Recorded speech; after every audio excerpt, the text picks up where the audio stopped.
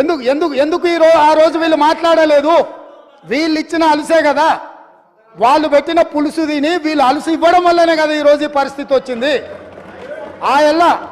ఆయల్లో రాయలసీమకు పోయినప్పుడు కల్వకుంట్ల చంద్రశేఖరరావు గారు, ఈనాటి మంత్రి శ్రీమతి రోజా గారు పెట్టిన రాగి సంకటి రొయ్యల పులుసు తిని రాయలసీమను రతలాలసీమం చేస్తా అని చెప్పి మాట ఇచ్చి బేసిన్లు లేవు, బేసిజాలు లేవు, మీరు కొట్టుకపోండి అన్నాడు. వాళ్ళు కొట్టుకపోయారు. ఇప్పుడు మేము వచ్చినాక అట్టెట్లా కొట్టుకపోతాడంట? ఎవరు అధ్యక్ష బాధ్యత ఎవరు వహించాలి? నీ కళ్ళ ముందే కదా ముచ్చుమర్రి చంద్రబాబు నాయుడు కట్టింది, నీ కళ్ళ ముందే కదా రాజశేఖర రెడ్డి పోతిరెడ్డి పాడును 44,000 క్యూసెక్లకు పెంచి తరలించకపోయింది, నీ కళ్ళ ముందలనే కదా నీ ఇంట్లో పంచపక్ష ప్రమాణాలు జగన్మోహన్ రెడ్డి గారికి పెట్టి జీవో నెంబర్ 203ను నీ ఇంట్లోనే పునాదులేసి రాయలసీమ లిఫ్ట్ ఇరిగేషన్కు ప్రగతి భవన్లో కేసీఆర్ గారి డైనింగ్ టేబుల్ మీద పునాది రాయబడ్డది. దానికి పునాది రాయేసింది మీరే కదా. 8 టీఎంసీలు పర్ డే తరలించకపోవడానికి అనుమతి ఇచ్చింది, టెండర్లు పిలిచింది, కాంట్రాక్టులు అప్పచెప్పింది, పనులు పూర్తి చేసింది మీరు అధికారంలో ఉన్నప్పుడే కదా అధ్యక్ష. మీరు మొత్తం కృష్ణానది జలాలు మహారాష్ట్ర కర్ణాటక దాటి మహబూబ్ నగర్ జిల్లాలో జూరాల నుంచి పాలమూరులో కలంపూర్లో ఎంటర్ అయి తుంగభద్ర నదిలో వచ్చే నీళ్లు, తుంగభద్ర నుంచి వచ్చిన సుంకేశ్లకు వచ్చిన నీళ్లు, సుంకేశ్ల నీళ్లు జూరాల నీళ్లు కలిసి ప్రయాణమై పాలమూరు జిల్లా నుంచి మొదలై రాయలసీమలకు పోయి నంద్యాల నుంచి తిరుక్కొని శ్రీశైలం ప్రాజెక్టు మీదకి వచ్చినప్పుడు శ్రీశైలం ప్రాజెక్టు కొంత తెలంగాణలో ఉంటే కొంత ఆంధ్రాలో ఉంది అధ్యక్ష. అంతకుముందు ప్రాజెక్టు లేవు.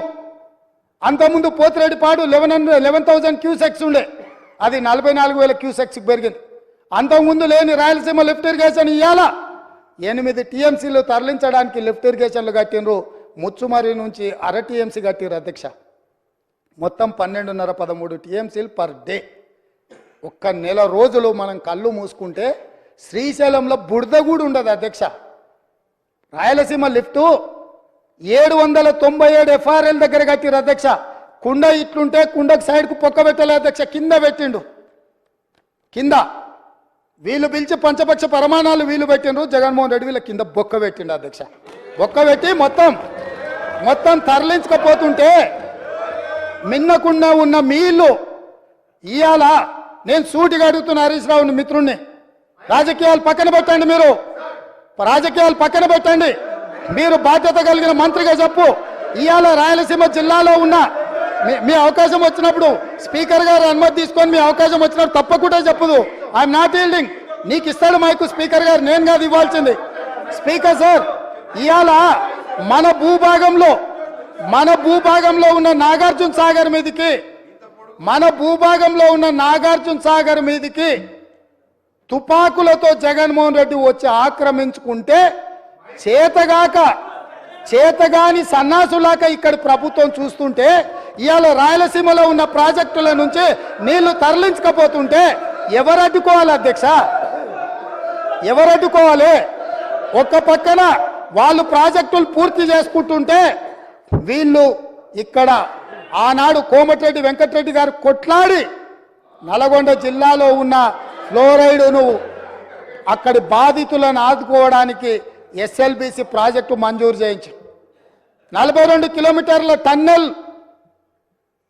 రాజీవ్ గాంధీ టైగర్ రిజర్వ్ ఫారెస్ట్లో పర్యావరణ అనుమతి లేకపోతే టన్నెల్ బోర్ మిషన్ తోటి ఆ గుట్టను తొలిసి నీళ్లు దేవాలని 42 కిలోమీటర్ల టన్నెల్ని మొదలు పెట్టించి 2014 వరకు 32 కిలోమీటర్ల టన్నెల్ కొట్టింది అధ్యక్ష.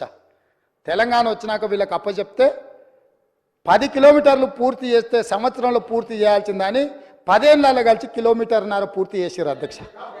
ఇంతకంటే చేతగానితనము తెలంగాణ ద్రోహి ఎవడని ఉంటాడా అధ్యక్ష? ఒకవేళ ఆ ప్రాజెక్టు పూర్తయిన ఉంటే నల్గొండ జిల్లాలో 3,64,000 ఎకరాలకు గ్రావిటీ ద్వారా నీళ్లు వచ్చే ప్రాజెక్టును పడావు పెట్టి ఈరోజు మీరు వదిలేసినందుకు ఇవాళ నల్గొండ జిల్లా రైతుల మీద మరణ శాసనం వాళ్ళు రాసిండ్రు అధ్యక్ష. అదేవిధంగా కల్వకుర్తి లిఫ్ట్ ఈనాటికి పూర్తి చేయలే. పాలమూరు రంగారెడ్డిలో 27,000 కోట్ల రూపాయలు ఖర్చు పెడితే గుంట భూమికి కూడా నీళ్ళు ఇవ్వలే. ఇవాళ కల్వకుర్తి, పాలమూరు రంగారెడ్డి, ఎస్ఎల్బిసి ఈ ప్రాజెక్టులన్నీ పూర్తయితే కూడా పర్ డే మనం 2 టీఎంసీల నీళ్లు కూడా తీసుకోలేము అధ్యక్ష.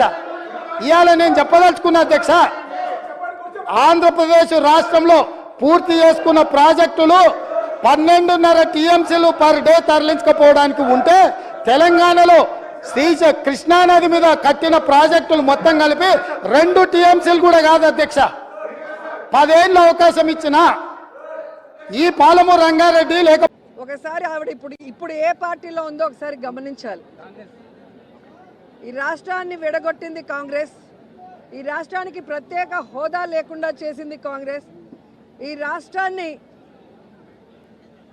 రాష్ట్రాన్ని ముక్కలు చెక్కలు వైఎస్ఆర్ గారు చనిపోయిన తర్వాత చేయటమే కాకుండా ప్రజలకు అండగా ఉన్న జగనన్న మీద తప్పుడు కేసులు పెట్టి జైల్లో పెట్టడమే కాకుండా వైఎస్ఆర్ గారి పేరును కూడా ఎఫ్ఐఆర్లో చేర్చింది కాంగ్రెస్ పార్టీయే.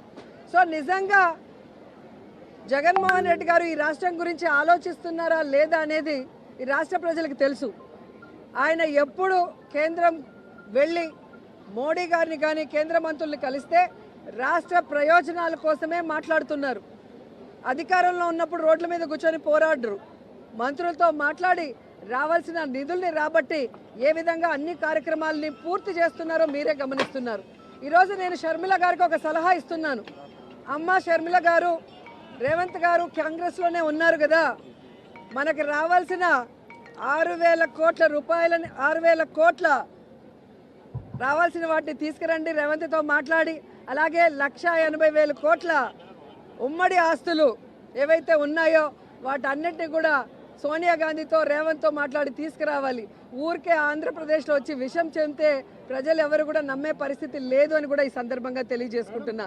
కేవలం జగన్మోహన్ రెడ్డి గారి మీద విషం చిమ్మటానికే చంద్రబాబు నాయుడు, సోనియా గాంధీ ఈరోజు షర్మిల గారిని ఆంధ్రప్రదేశ్లో కాంగ్రెస్ పార్టీలో పెట్టి ఈ విధంగా టూర్లు పెట్టిస్తున్నారు అనేది చిన్న పిల్లోడిని అడిగినా కూడా చెబుతారు. ఎందుకంటే నేను తెలంగాణలో పుట్టాను, తెలంగాణలోనే పెరిగాను, తెలంగాణలోనే పెళ్లి చేసుకున్నాను. తెలంగాణ ప్రజలు నా ప్రజలు. నా జీవితాంతం ప్రాణం ఉన్నంత వరకు తెలంగాణ ప్రజల కోసమే పోరాడతానని ఒక పార్టీ పెట్టి ఈరోజు ఏ లబ్ధి కోసం ఆ పార్టీని కాంగ్రెస్లో విలీనం చేసిందో తెలంగాణ ప్రజలకి చెప్పాలి. ఏ లబ్ధి కోసం తెలంగాణ ప్రజల్ని గాలికి వదిలేసి ఇక్కడ జగనన్న మీద విషం చిమ్ముతుందో కూడా చెప్పాల్సిన అవసరం ఉంది. ఈరోజు కాంగ్రెస్ పార్టీ తరఫున షర్మిల గారు కానివ్వండి, ఎవరు వచ్చినా కూడా వాళ్ళకి జీరో వాల్యూ. ఎందుకంటే ఇదే షర్మిల గారు పాదయాత్రలో కానీ తెలంగాణలో పార్టీలు పెట్టిన తర్వాత కానీ ఆమె స్పీచెస్ ఒకసారి మీకు చూస్తే మీకే అర్థమవుతుంది. రేవంత్ ఒక దొంగ, కాంగ్రెస్ ఒక పనికిమాలిన పార్టీ. ఈరోజు రాజశేఖర్ రెడ్డి గారు బ్రతికుంటే కాంగ్రెస్ మొహం మీద ఉమ్మేసి ఉంటాడని మాట్లాడిన వ్యక్తి అదే కాంగ్రెస్లోకి ఈరోజు తన పార్టీని విలీనం చేసి తాను జాయిన్ అయి ఏ విధంగా కాంగ్రెస్ కండువా కప్పుకొని చంద్రబాబు నాయుడు స్క్రిప్ట్ ఎందుకు చదువుతుందో ఆవిడ చెప్పాల్సిన అవసరం ఉంది. ఆవిడ ప్రశ్నలకి జగన్ గారు సమాధానం చెప్పాల్సిన అవసరం లేదు.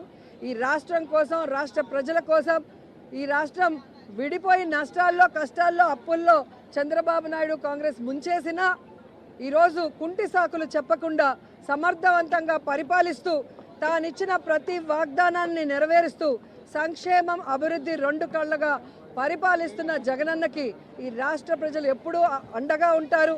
ఆయన మీద విషం చెమ్మడానికి వచ్చే non local politicians Chandrababu Naidu అయినా, పవన్ కళ్యాణ్ అయినా, లోకేష్ అయినా, షర్మిల అయినా వీళ్ళు 2024 తర్వాత ఈ రాష్ట్రంలో కనబడరు.